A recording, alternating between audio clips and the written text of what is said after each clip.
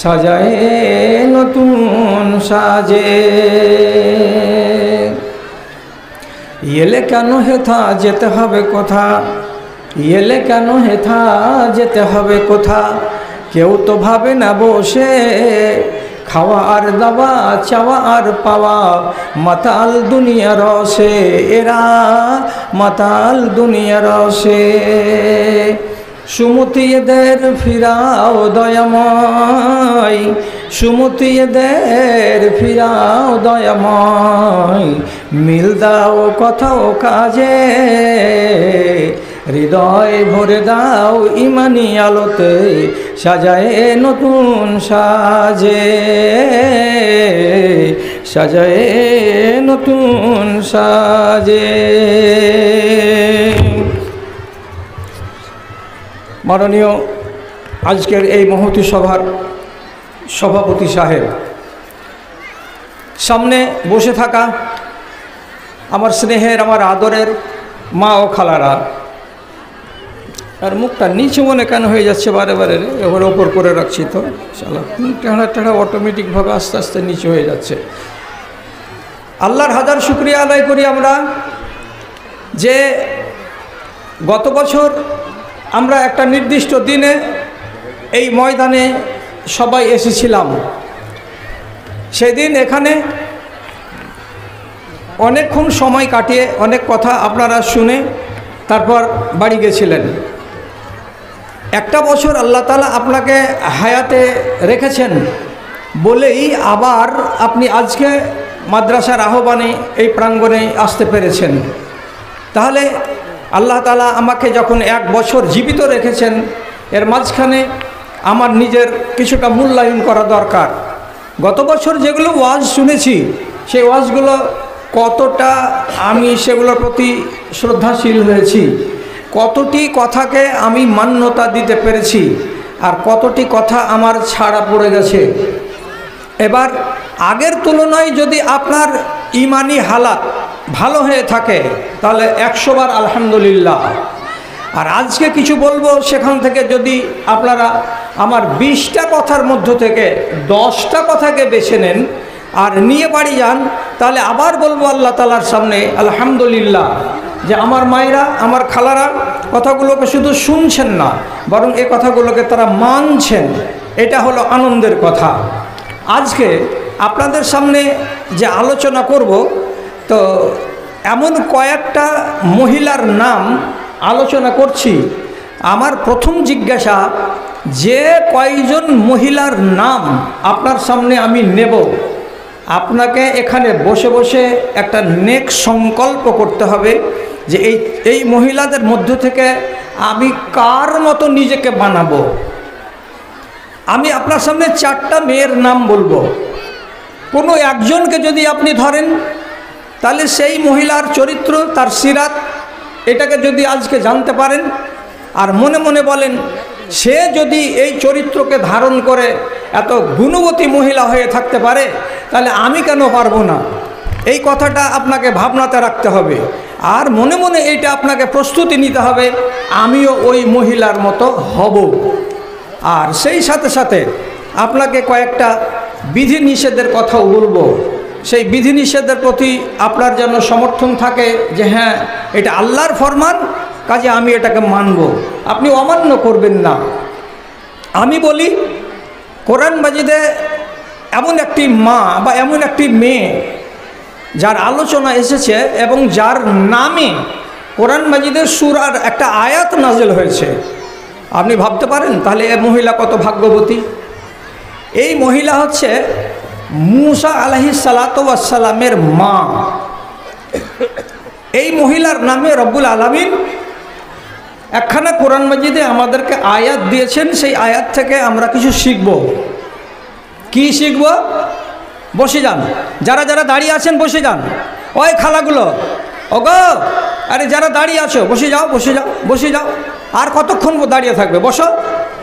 কথা শুনতে হবে তো 2-4টা, না শুনলে হবে না। একবার এসেছেন বাড়ি থেকে কষ্ট করে, খালি খালি ঘুরবেন ফিরবেন চলে যাবেন, এটা ভালো নয়। কথার প্রতি লক্ষ্য করুন। যেই সময় মূসা নবীর মার উপরে আল্লাহ রাব্বুল আলামিন তার পক্ষ থেকে একটা নির্দেশ জারি করেছিলেন। সেই সময়টা ছিল খুব কঠিন সময়। কি সময় ছিল? যারা গণকদার, যারা মানুষের হাত দেখে, যারা মানুষের রেখা পড়ে কিছু কথা বলতে পারে, এবং যারা আসমানের দিকে দেখে, সিতারা নক্ষত্রের গমনাগমনকে দেখে কিছু ওরা ভবিষ্যৎবাণী করে, এগুলো হচ্ছে শয়তানি কাজ। তো সেই সময় ফেরাউন ছিল মিশরের মাটিতে সম্রাট।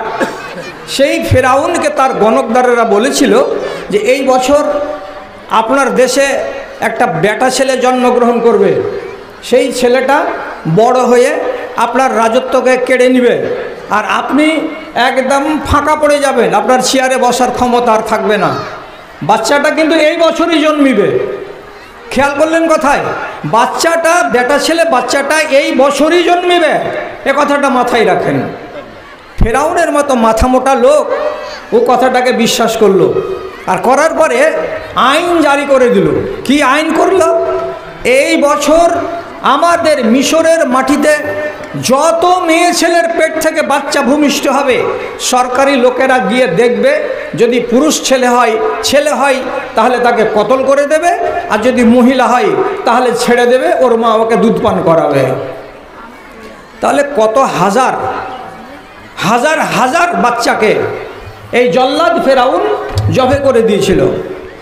তো মানুষ একটা কথা বলে, যেখানে বাঘের ভয় সেখানে সন্ধ্যা হয়। এই বছরই বিপদের বছর নবী মূসা জন্মগ্রহণ করলেন তার মায়ের পেট থেকে।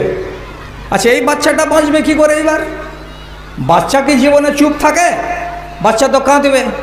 বাচ্চা যদি কাঁদে তো বাইরের লোক জানবে, বাইরের লোক যদি জানে তো খবর হয়ে যাবে ফেরাউনের কাছে, ওর লোক এসে তো দেখবে ছেলে না মেয়ে।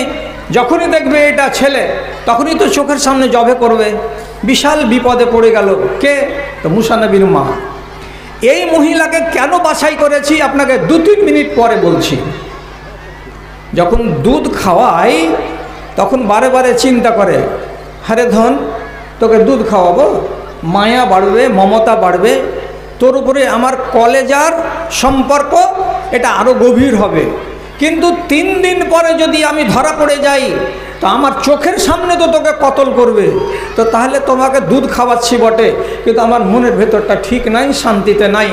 একবার দুধ খাওয়াই আর আরেকবার দুধ খাওয়াতে খাওয়াতে গিয়ে দ্বিধাগ্রস্ত হয়ে যাই। কি করব তোকে দুধ খাইয়ে বেটা, কি করব তোকে দুধ খাইয়ে বেটা, এরকম করে 7-5 ভাবনা ভাবে। এবার খেয়াল করেন আসল কথার দিকে। আল্লাহ তাআলা নবী মূসার মাকে ইলহাম করে দিলেন, ওর মগজের ভেতরে আল্লাহ তাআলা একটা কথাকে ঢুকিয়ে দিলেন, একদম সার করে সুন্দর করে বলে দিলেন। তো কতটি কথা আল্লাহ তাআলা বললেন, এবার আমার দিকে খেয়াল করুন, আয়াতটাকে আমি আপনাদের পড়ে শোনাচ্ছি। আল্লাহ তাআলা বলছেন, ওয়া আওহাইনা ইলা উম্মি মূসা আনিরজাইহি, আমি আল্লাহ হুকুম করলাম, ওহী করলাম, ইলহাম করলাম মূসা নবীর মাকে, এই মহিলা দুধ খাওয়াতে 7-5 করিও না, একদম নির্ভীক চিত্তে দুধ খাওয়াও বাচ্চাকে, বাচ্চাটা যেন দুধে কোনো অভাব না হয়। তারপর যদি তোমাকে ভয় লাগে যে আমার ছেলেকে জবে করে দিবে ফেরাউনের লোক, তো যদি তোমার মনে ভয় হয় তাহলে আমি আল্লাহ তোমাকে 3 নম্বর কথা বলছি, ওই বাচ্চাটাকে একটা কাঠের বাক্সতে করে বাড়ির পাশে নীল নদীতে তাকে ভাসিয়ে দাও, বাড়ির পাশে নীল নদীতে ভাসিয়ে দাও। এটা রব্বুল আলামিনের 3 নম্বর সংকেত। এবার যদি বাচ্চাকে তুমি নীল নদীতে ভাসাও তো কি হবে? ইন্নী রাদ্দুহু ইলাইকা, এই ছেলেটাকে তোমার কাছে ঘুরিয়ে আবার আনবো তোমার কোলে। কেমন করে আনবো সেটা আমি জানি, তুমি জানো না। 4 নম্বর কথাতে আল্লাহ তাআলা আবার বলছেন, ওয়া ইন্নী জাইলুহু লামিনাল মুরসালিন, আর এই ছেলেটাকে আমি আগামী দিনে একটা নবী বানাবো, আগামী দিনে নবী হবে তোমার এই কোলের বাচ্চাটা। কাকে বলা হলো? নবী মূসার মাকে বলা হলো। এখন জিজ্ঞাসা সেটা হলো এই, আপনাদের ভেতরে এমন কোনো মা আছে? সহি হাদিস থেকে প্রমাণিত, একদম সহি হাদিসে, যে রাসূলুল্লাহ একদিন জিজ্ঞেস করে বলেছিলেন, এই সাহাবীরা, কোনো মা কি তার কোলের বাচ্চাকে জ্বলন্ত আগুনে ছুঁড়ে ফেলতে পারবে যে আমার বাচ্চাটা পুড়ে যাক? কোনো মা পৃথিবীতে নিজের কোলের বাচ্চাকে আগুনে ফেলতে পারবে না, পারবে না। তো যেমন মায়ের ভেতরে মায়া আছে, মমতা আছে, যে আমি আমার বাচ্চাকে আগুনে ফেলতে পারবো না, তেমনি প্রত্যেকটা মা এটা কথা তো জানছে যে আমি আমার বাচ্চাকে কষ্টে ফেলতে পারবো না। নবী মুসার মা সে তো জানে যে আমার বাচ্চাকে যে আমি সমুদ্রে ভাসিয়ে দেব, বাচ্চাটা কোথায় গিয়ে লাগবে? বাচ্চাটা সারাদিন ভাসবে, কত রোদ লাগবে তার গায়ে। বাচ্চাটা যদি যে বাক্সতে আমি তাকে ভাসাবো, তোর তলা দিয়ে যদি পানি ছিদ্র হয়ে যদি ঢুকে যাই, আর বাক্সটা যদি মধ্যখানে নদীতে গিয়ে ডুবে যাই, তাহলে আমার এই 15 দিনের বাচ্চাটার কি দুর্গতি হবে? আমার বাচ্চা তো জীবিত থাকবে না। তাহলে এতগুলো ভাবনা মগজে আছে। বাচ্চাটা নষ্ট হয়ে যেতে পারে, এই সিন্দুকটা ডুবে যেতে পারে, বাচ্চাটা বরবাদ হয়ে যেতে পারে, কত রকমের দুর্ঘটনা আমার বাচ্চার সাথে হতে পারে। এত 7-5 ভাবনা ভাবার পরেও নবী মুসার মা তিনি বাচ্চাকে নদীতে ভাসিয়ে দিয়েছিলেন, নদীতে ভাসিয়ে দিয়েছিলেন। তারপরে আল্লাহ রাব্বুল আলামিন তার নিজের কৌশল কত সুন্দর করলেন, যে এমন কৌশল করলেন, এগুলো কথা আমি লম্বা করে আপনার সামনে বলছি না, যে ঘুরে ফিরে আল্লাহ তাআলা নবী মুসাকে তার মায়ের কাছে ঘুরিয়ে নিয়ে চলে আসলেন। মায়েরই দুধ পান করলো, অর্ডার হয়ে গেল যে এই বাচ্চাকে কতল করা হবে না। কেন হবে না? যেহেতু আসিয়া ফেরাউনের স্ত্রী ছিল, বন্ধা মেয়ে, তার কোলে বাচ্চা ছিল না, তার জন্য সে বলেছিল যে এটাকে আমি বাচ্চা করে নেব, এটাকে আগামী দিনে আমার চোখের সামনে থাকবে, লালিত পালিত হবে, আমি বন্ধা মেয়ে ছেলে, এই বাচ্চাটাকে যদি আমি আগামী দিনে বেটা বলে মেনে নিতে পারি, স্বীকৃতি দিতে পারি, তাহলে আমার স্বাদটা মিটে যাবে। যাই হোক, আল্লাহ রাব্বুল আলামিন নবী মুসাকে তার মায়ের কোলে ফিরিয়ে দিয়েছিলেন, এবং ফেরাউনের বাড়িতে থেকে আর মায়ের বাড়িতে থেকে তিনি 40 বছর বয়স যখন হলেন তখন আবার নবী হয়ে গেলেন। নবী হওয়ার পর লড়াই শুরু হলো কার সাথে? ওই ফেরাউনের সাথে।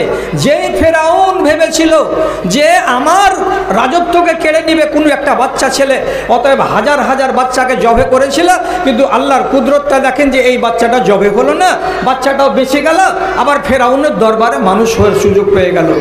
এই আয়াতটা থেকে বা এই ঘটনাটা থেকে আপনি কি শিখতে পারলেন? আপনাকে এখানে শিখার মেন যেটা জিনিস, ওলামায়ে তাফসীর যেটা করেছেন, তাহলে এই আল্লাহর আদেশকে মানার ব্যাপারে পৃথিবীর প্রত্যেকটা নারীকে নবী মুসার মায়ের মতো অন্তর রাখতে হবে। এটা হলো বড় কথা। কেন বলেছিলেন? কে? আল্লাহ। তোমাকে দুধ পান করাতে হবে, অতএব তিনি দুধ পান করাতে শুরু করলেন। তিনি অমান্য করলেন না আল্লাহর কথাকে। আবার আল্লাহ তাআলা বলেছিলেন, ভয় লাগছে নাকি যে আমার ছেলেকে কেটে দেবে? ভয় যদি লাগে তো বাচ্চাকে সিন্ধুকে ভরে ভাসিয়ে দাও। তিনি এ কথাটাও মেনে নিলেন, আমার বাচ্চার তকদিরে যা হবে আমি বাচ্চাকে ভাসিয়ে দেব, কেন যে আমার আল্লাহ বলেছেন। অতএব আমার আল্লাহ বলেছেন, এই কথাটাই হলো আপনাদের কাছে উদাহরণ আর আপনাদের কাছে নিদর্শন। আল্লাহর হুকুমের কাছে অন্য কিছু চলে না। রব্বুল আলামিন ওয়াদা রক্ষা করলেন, মায়ের কাছে ছেলেকে ফিরিয়ে দিয়ে দিলেন, এটা পরের কথা। তাহলে এই ঘটনা থেকে শিখলাম, যত আল্লাহর হুকুম আছে সমস্ত হুকুমকে আমার মায়ের জাত আপনারাকে মেনে চলতে হবে। যত নবীজির হুকুম আছে সমস্ত হুকুমগুলো আমার মায়ের জাত আপনাদেরকে মেনে চলতে হবে। যদি আপনি না মানেন, তো নবী মুসার মা যদি আল্লাহ তাআলার হুকুমকে না মানতেন, তাহলে কোন একটা মাঝখানে বিঘট সৃষ্টি হতো, এবং নবী মুসার কপালে কি হতো সেটা আল্লাহ তাআলা ভালো জানেন। তো তিনি যখন আল্লাহকে মানতে পেরেছেন, তার কথাকে মানতে পেরেছেন, মানার পরে তিনি এতটাই গুণবতী নারী যে আজ কোরআন মাজিদ পৃথিবীর মাটিতে ঘরে ঘরে আছে, আর প্রত্যেকটা ঘরে ঘরে মানুষেরা পড়ে, আর পড়তে গিয়ে নবী মুসার মায়ের কথাটাকে আলোচনা করে। তাহলে গুণের কতটা পরিচয় যে নবী মুসার মায়ের আলোচনা আজকে আমরা এখন বাড়িতে বাড়িতে পড়ছি আর জানছি। ঘটনাটা ঘটেছিল কতদিন আগে? তো আমার নবীর নবী হওয়ার আনুমানিক 2300-2400 বছর আগে। এত পুরানা ঘটনা আমরা আজকে পড়ছি আর আজকে জানছি। এটা কিসের গুণ? গুণ এটাই যে নবী মুসার মা আল্লাহ তাআলার হুকুমকে অমান্য করেননি। এবার আমাদের সামনে আল্লাহ তাআলার অনেক হুকুম আছে, সেই হুকুমগুলো আমাকে মানতে হবে। আমাদের সামনে আল্লাহ রাব্বুল আলামিনের দেওয়া অনেকগুলো বিধান আছে, সেই বিধানগুলো আপনাদেরকে মানতে হবে। দুই একটা বিধান না বললে নয়। এর আগের বার আমি অনেক কথা বলেছি, আজকে আপনাদেরকে এমন কয়েকটা বিধানের কথা বলছি, সেই বিধানগুলোর প্রতি একটু কান লাগাবেন। এটা এর আগে আপনাদেরকে আমি বলিনি। তাহলে এই খেয়াল করুন আমার দিকে। আল্লাহ রাব্বুল আলামিন লানত করেছেন কিছু মহিলার উপরে। লানত মানে কি জানেন তো? লানতের মানে হলো যার উপরে আল্লাহর রহমত নাজিল হবে না, যেই নারীর উপরে আল্লাহর রহমত বাদ দিয়ে আল্লাহর জহমত পড়বে, আল্লাহ রাব্বুল আলামিনের গজব পড়বে, যার উপরে আল্লাহ তাআলা নারাজ হয়ে থাকবেন, যে মহিলাকে রব্বুল আলামিন চোখের কোণে দেখতে পছন্দ করবেন না, এটাই হলো আল্লাহর লানত। তো কয়েকটা রমণীর উপরে আল্লাহ রব্বুল আলামিনের লানত নাজিল হবে। তার ভেতরে কে কে আল্লাহ আপনাদেরকে বাঁচায়, আমি শুধু বলছি, আমার কথার দিকে একটু খেয়াল করেন। নবীজি বলছেন, লানাল্লাহুল ওয়াসিলাতা ওয়াল মুস্তাওসিলাতা। এর মানে কি? কোনো মেয়ে ছেলে আল্লাহ তাআলা তাকে তার মাথাতে যে চুলটি দিয়েছে, সেই চুলের উপরে সন্তুষ্ট নয়। ও মনে মনে বলছে আমার চুলগুলো ছোট, তো ছোট চুল আমাকে ভালো লাগে না, উমুকের চুল বড় বড়। তো বড় চুল হতে গেলে এটা মেয়েদের সৌন্দর্যকে বৃদ্ধি করে, এটা সত্যি কথা। কিন্তু যদি আপনার চুলটা ছোট হয়, ছোটকে আপনি নিজে বড় করার ব্যবস্থা করেন, তাই বলে অন্য ব্যবস্থা করা যাবে না, যেটা আমাদের দেশের মহিলারা করে। কি করে? চুলে চুলে জোর দেওয়া, চুলে চুলে জোর দেওয়া। কেমন করে চুলে চুলে জোর দেওয়া দেয়? এটা হলো মার্কেটে পাওয়া যাচ্ছে পরচুলা, 100 টাকা 150 টাকা বিভিন্ন দামের চুল পাওয়া যাচ্ছে বাজারে। একগুচ্ছা চুলগুলোকে কিনে নিয়ে এসে ওর নিজের ছোট ছোট চুলের সঙ্গে বাজার থেকে কিনে আনা পরচুলাকে এমন করে কৌশলের সঙ্গে যুক্ত করে দিল, আর দিয়ে বেনি বানালো। বেনিটা তার একেবারে ঝুলতে ঝুলতে তার পিছন সাইডে একদম নিতম্বের গোড়া পর্যন্ত ঝুলে আছে, আর ও মনে মনে খুব আনন্দ বোধ করছে, আমারও তো চুল বড় বড়, আমিও তো উমুকের সমান চুল রাখি, আমারগুলো ছোট কিসে? তো তাহলে নিজের চুলকে পরের চুল জোর লাগিয়ে দিয়ে বড় করলাম, আর করে দেখাতে গেলাম যে আমার মাথার চুল বড় বড়। এইটা কাজ আল্লাহ রাব্বুল আলামিনের নবী বলছেন জঘন্য কাজ, এটা ঘৃণিত কাজ। এই একটা কেউ এখানে থাকো তো গো, এই ছেলেপিলে সাদ্দাম এখানে থাকো তো। এই কাজটা করা যাবে না। কথা বুঝতে পারছেন আপনারা যে এই কাজটা করা যাবে না? কেন? যে যারা এটা করবে তার উপরে আল্লাহ রাব্বুল আলামিনের নবী বলছেন ওর উপরে আল্লাহর লানত হবে। তাহলে আপনি কি বলছেন যে 5 মিনিটের খুশি করার জন্য বা দুনিয়ার লোককে একটুখানি দেখাবার জন্য আমি আল্লাহর লানত কিনে নিব? এটা হয় কোনো দিন? জীবনে এই কাজ আপনাকে পা বাড়াতে হবে না, এটা না বললাম আপনাকে, এটা করবেন না, খবরদার। 2 নম্বরে রাসূলুল্লাহ কি বলছেন? একটা তো হলো চুলে চুলে জোর দেওয়া, তারপরে রাসূলুল্লাহ বলছেন ওয়াল ওয়াসিমাতা ওয়াল মুস্তাওসিমাতা। দুনিয়াতে এমন মেয়ে ছেলে আছে যারা কি করে, আমাদের দেশে নাই আলহামদুলিল্লাহ, হাতে গোদানি দেয়। গোদানি মানে এমন এক ধরনের সূচকে ফুটিয়ে ফুটিয়ে হাতে নকশা বানাই, কপালে নকশা বানাই, গালে নকশা বানাই, এটাকে আমরা গোদানি বলে জানি। আর এই জিনিসটা অত্যন্ত জঘন্য। বর্তমান জমানাতে এটাকে ট্যাটু বলা হয়। তো যে মহিলা কি করবে, ট্যাটু বানাবে, গোদানি লাগাবে গালে কিংবা কপালে কিংবা হাতে কিংবা পিঠে কোনো জায়গায়, যদি তার শরীরে গোদানি থাকে, আল্লাহ রাব্বুল আলামিন নাই বলছেন এমন মহিলার উপরে আল্লাহ তাআলার লানত নাযিল হয়। তারপরে যেটা সব থেকে মারাত্মক এবং আজকালকার জমানাতে অল্প অল্প করে শেরশাবাদীদের ভিতরে দেখা গেছে, শেরশাবাদী মেয়েদের ভিতরে দেখা যাচ্ছে কি এটা, তো চোখের উপরে যে কালো এই যে লোমটি আছে, যাকে আমরা বলি ভ্রু, এই ভ্রুগুলো আল্লাহ তাআলা যাকে যেমন পেরেছেন তাকে তেমন করে ভ্রুগুলোকে বানিয়েছেন, এবং চোখের উপরে এই চুলগুলো আছে। এটার বিশেষ কাজ আছে, বিশেষ কাজের জন্য রব্বুল আলামিন এটাকে তৈরি করেছেন। এখন আমাদের দেশের যারা আধুনিক মহিলা তারা করছে কি, বিউটি পার্লারে গিয়ে চুলগুলোকে একটা মেডিসিন লাগিয়ে অথবা হালকা হালকা করে চিমটা দিয়ে বিউটি পার্লারের মহিলারা সমস্ত চুলকে নয়, চুলের কিনারাগুলোকে উপড়ে উপড়ে উপড়ে উপড়ে চোখের উপরের এই ভুরুগুলোকে সরু করে দেয়, পাতলা করে দেয়, একদম আশি করে রাখে, আর বেশি বেশি চুলটিকে তুলে ফেলে দেয়। এটা কেন করলো? তো বলছে চাপটা দেখতে ভালো লাগে না। তো চাপটা দেখতে ভালো লাগে না বলে তুমি গেলে কোথায়? বিউটি পার্লারে। আর বিউটি পার্লারে গিয়ে তুমি ওটাকে পাতলা করে নিয়ে চলে আসলে। চাওড়াটা তোমাকে ভালো লাগে না, পাতলাটা ভালো লাগে। এবার তুমি নিজে বলো, চাওড়াটা কে করেছিল? তুমি করেছিলে না আল্লাহ তাআলা করেছিলেন? আল্লাহ করেছিলেন। তাহলে এবার তোমাকে ভালো লাগলো না, অতএব তুমি এটাকে সরু করে নিলে। তো আল্লাহ যেটা তৈরি করলেন সেটা যদি তোমাকে ভালো না লাগে, আর মানুষের তৈরি করাটা যদি তোমাকে ভালো লাগে, তো তাহলে এত বড় অন্যায় আল্লাহ রাব্বুল আলামিনের সৃষ্টির সঙ্গে তুমি করতে যাবে। তার জন্য নবীজি বলছেন এর উপর আল্লাহর লানত নাজেল হয়। কথা বুঝা গেল? তাহলে এই জিনিস তিনটা, আরও আছে অনেকগুলো কথা, কিন্তু আমি অত দূর যাচ্ছি না। এই জিনিস থেকে আমাকে আর আপনাকে অত্যন্ত দূরত্ব বজায় রাখতে হবে। আস্তে আস্তে আল্লাহ তাআলা আমাদের মায়েদের উপরে রহম করে। এই রোগটা আপনাদের ভেতরে কেন এলো? কেন এলো বলতে কি, যে নারীর বিয়ে লাগছে, বিয়ের কালে আমাদের গ্রামে গঞ্জের মেয়েরাও ড্রেস করছে, সাজছে। তো প্রত্যেকটা ভালো ভালো ধনী ধনী বাড়ির মেয়ে তাকে বিউটি পার্লার থেকে লোক আনিয়ে 3000 4000 টাকা ফি দিয়ে ওকে সাজাচ্ছে।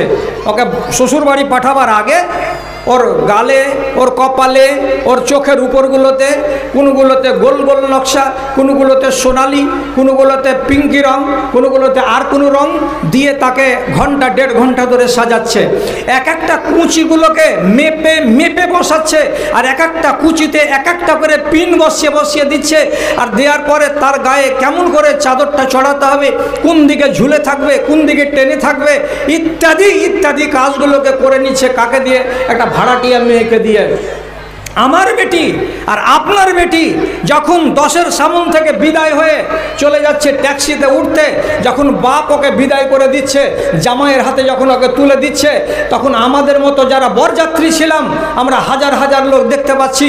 আর দেখে অবিকল মনে হচ্ছে এটা মুসলমানের বেটি নয়, এটা কোনো গায়ের মুসলিমের বেটি, এটা কোনো মারওয়ারি বংশের বেটি, যার পর্দা নাই, যার মাথার চুলের সাইসীমানা নাই, যে মেয়ে ছেলেটার চেহারাকে লুকাবার মতো ব্যবস্থা নাই, যার নিজের জিনাতগুলোকে দেখাবার জন্য যে মহিলা মাতোয়ারা হয়ে আছে, এইরকম ড্রেসে সেজে কুজে এরকম চেহারাতে মেকআপ করে টোরে তারপরে সে শ্বশুরের বাড়ির দিকে যাচ্ছে। এটা আল্লাহর লানতকে কিনে নেওয়া। এটা হলো আল্লাহর লানতকে কিনে নেওয়া। কেন? কেন? যে আমি আগে বলেছি এই জন্য, আপনাদের রাস্তাটাকে ঘেরবার জন্য, যে নবী মুসার মার আলোচনা কেন হচ্ছে আজ পর্যন্ত। ও আল্লাহর আদেশকে মেনে নিয়েছিল অক্ষরে অক্ষরে। আপনারা যদি আল্লাহ তাআলার আদেশকে না মানতে পারেন অক্ষরে অক্ষরে, তাহলে আপনার উপরে তো আল্লাহ খুশি হবেন না, এবং নবীজি বললেন তার উপরে লানত নাজিল হবে। রব্বুল আলামিন পরিষ্কার বলেছেন, ওয়ালা ইউবদিনা জিনাতাহুন্না, তোমাদের ঠোঁট লাল করা, তোমাদের মুখে পাউডার লাগানো এবং তোমাদের চোখে সুরমা লাগানো সবই জায়েজ আছে। আর আল্লাহ তাআলা বিধান দিয়ে বলছেন তোমার লাল ঠোঁট, তোমার গালে ফেয়ার অ্যান্ড লাভলি লাগানো এবং তোমার চোখে সুরমা লাগানো, এই যে জিনাত, এটা কে দেখবে? হাতে মেহেন্দি লাগানো, এটা কে দেখবে? এটা তো চোখ পড়বে এর উপরে। তাহলে কাকে কাকে দেখার পাওয়ার দেওয়া আছে? রাসূল আল্লাহ রাব্বুল আলামিন কোরআন মাজিদে বলেছেন 6টা বেটা ছেলের নাম, যারা দেখতে পাবে। তাছাড়া 6টা পুরুষ লোককে বাদ দিয়ে পৃথিবীর কোনো লোক আপনার রং দেখতে পাবে না, আপনার ঠোঁট দেখতে পাবে না, আপনার চোখের নকশা দেখতে পাবে না, আপনার ডিজাইন দেখতে পাবে না। ওরা কারা? আল্লাহ তাআলা কোরআন মাজিদে বলছেন একজন স্ত্রীর স্বামী তার ডিজাইন দেখতে পাবে, তার নকশা, তার জিনাত দেখতে পাবে। একজন তার শ্বশুর সে দেখতে পাবে, ওর নিজের বাপ সে দেখতে পাবে, ওর নিজের ভাই সে দেখতে পাবে। একটা রমণীর যদি ছেলে থাকে বড়, সে ছেলে তার মায়ের লাল ঠোঁট দেখতে পারে, ডিজাইন দেখতে পারে, নকশা দেখতে পারে। আর কে দেখতে পারে? বাড়িতে যদি চাকর থাকে নাবালক, যে ছেলেটার বয়স এখনো 15 বছর হয়নি, 10 বছর 12 বছর আছে, যে ছেলেটা সেক্স সম্বন্ধে জ্ঞান রাখে না, যে ছেলেটা মেয়ে ছেলেদের শরীর সম্পর্কে অবগত নয়, যে ছেলেটার ভেতরে এখনো বুদ্ধি আসেনি, এইরকম কম বয়সের বাচ্চা দেখতে পারে। এই 6টা লোককে বাদ দিয়ে পৃথিবীর কোনো মানুষ যদি তোমার চেহারাকে দেখতে পাই, তোমার ডিজাইনকে দেখতে পাই, তোমার লাল ঠোঁটকে দেখতে পাই, তোমার কাজলকে দেখতে পাই, তোমার হাতের মেহেদিকে দেখতে পাই, তাহলে এটা কিন্তু অন্যায়ের মধ্যে পড়বে। কেন যে আল্লাহ রাব্বুল আলামিন তোমাকে নিষেধ করছেন এই ভাষাতে, ওয়ালা ইউবদিনা জিনাতাহুন্না, ওরা যেন নিজেদের জিনাতকে কারোর সামনে প্রকাশ না করে। এবার আল্লাহর হুকুমকে যদি না মানো, আল্লাহর হুকুমকে না মানতে গেলে তার দুর্গতিটা কি হবে এটা তো খুব জানার কথা। আল্লাহর আদেশকে না মানতে গেলে আমি একটা নাফরমান নারী হিসাবে হব না, আমার নাম তাতে চলে যাবে। এই তো হয়ে গেল একদিকের আলোচনা। আবার আমি বলেছিলাম আজকে যদি ঠিক ঠিক সময় পাই আর সময় গড়াই ওইভাবে, তাহলে আপনাদের সামনে বলেছি আমি 4টা মেয়ে ছেলের নাম নিব, 4 জন 4 গুণে গুণান্বিত, 4 জন 4টা গুণে গুণান্বিত। আপনি কোনো একজনের যদি একটা গুণকে ধারণ করতে পারেন, তাহলে আপনি নিজেকে বলবেন যে আমি নিজেকে শুধরাতে পারলাম। মায়েরা ভালো করে বুঝেন, একদিন সাহাবীদের ভেতরে এক সাহাবী এসে জিজ্ঞেস করে বলছেন, আইয়ুল মালে খায়রুন নাজতামিউহু, আল্লাহ রসুল কোনটা মাল সবচাইতে মূল্যবান, কোনটা ধন সবচাইতে দামি, কোনটা সম্পদ সবচাইতে বেশি মূল্যের, আপনি আমাদেরকে বলে দেন, আমরা ওই জিনিসটাকে আমাদের কাছে হেফাজত করব, আমাদের কাছে রাখব। কোনটা ধন? রসুলুল্লাহ সোনার নাম নেননি, রসুলুল্লাহ চাঁদির কথা বলেননি, রসুলুল্লাহ খেজুরের কথা বলেননি, রসুলুল্লাহ আরও বলেননি যে তোমরা নিজেদের জব আর গম আর ভুট্টাকে বাড়িতে মজুদ করে রাখো, এটা সবচাইতে দামি মাল, এ কথা নবীজি বলেননি। নবীজি কি বলেছিলেন? সবচাইতে দামি জিনিস মানুষের কাছে তা কি? 3টা। ভালো করে শুনুন, 3টা। কি কি 3টা? নবীজি বলছেন, কালবুন শাকিরুন ওয়া লিসানুন যাকিরুন ওয়া যাওজাতুন সালিহাতুন তুইনু আলা আমরি দীনিহি ওয়া দুনিয়াহু। যদি তোমার কাছে একটা জিহ্বা থাকে, যেই জিহ্বাটা নড়ে, তো নড়ে তো বাজে কথাতে নড়ে না, ভালো কথাতে নড়ে। কেমন ভালো কথাতে নড়ে? কাজ করতে করতে কপালে ঘাম চলে এসেছে, খাস্তানা লেগে গেল, আপনার মুখ দিয়ে বেরিয়ে গেল আল্লাহু আকবার। ক্লান্তি লেগেছে খুব, তো মুখ দিয়ে বেরিয়ে গেল আল্লাহু আকবার। এই চলে দেখছেন, হয় এই ছেলেটিকে হঠাৎ, আরিফ সবটিকে হঠাৎ দিকে, হ্যাঁ হট হট হট ওদিকে যা। কাজ করতে করতে আপনার মুখ দিয়ে বেরিয়ে গেল হঠাৎ এমনিতে আস্তাগফিরুল্লাহ। মাঝে মাঝে দিনে 2 বার 4 বার 5 বার 7 বার 10 বার, যখন তখন একবার করে জন্য আপনার মুখ দিয়ে বেরিয়ে যায় কি কথাটা? আস্তাগফিরুল্লাহ। কোনো বড় শব্দ কি? কয় মিনিট লাগলো আমাকে বলতে আস্তাগফিরুল্লাহ। তাহলে আপনার মুখটা দিয়ে যদি দিনে আর রাতে যখন তখন এমন ভালো কথাগুলো বেরোয়, কি কথা? কখনো কখনো বলে দিলেন সুবহানাল্লাহ, কখনো কখনো বলে দিলেন আল্লাহু আকবার, কখনো কখনো বলে দিলেন আলহামদুলিল্লাহ, কখনো কখনো বলে দিলেন লা ইলাহা ইল্লাল্লাহ। তাহলে এই জিহ্বাটা হলো কি? তো নবীজি বলছেন লেসানুন যাকিরুন, আল্লাহ রাব্বুল আলামিনকে স্মরণকারী এটা জিহ্বা। এই একটা গুণ নবীজি বলছেন, যদি ধন বাড়িতে জমা করে রাখতে চাও, তাহলে এটা একটা বিশাল বড় ধন তোমার কাছে থাকতে পারে কবরে যাওয়া পর্যন্ত। এটা আমাদের কাছে কম, এটা আমরা করি না। আমি প্রত্যেকবার রমজান মাসে যেখানে জলসাতে যাই, আমি যে কোনো গ্রামে গেলে খালাদেরকে বলি, মায়েদেরকে বলি, তুমি রান্না করছো সাহারি, রান্না করো, তোমার জেগে থাকাটা ইবাদত। তুমি যে 10 জন লোককে সাহারি খাওয়াবে, এটা তোমার জন্য ফজিলত।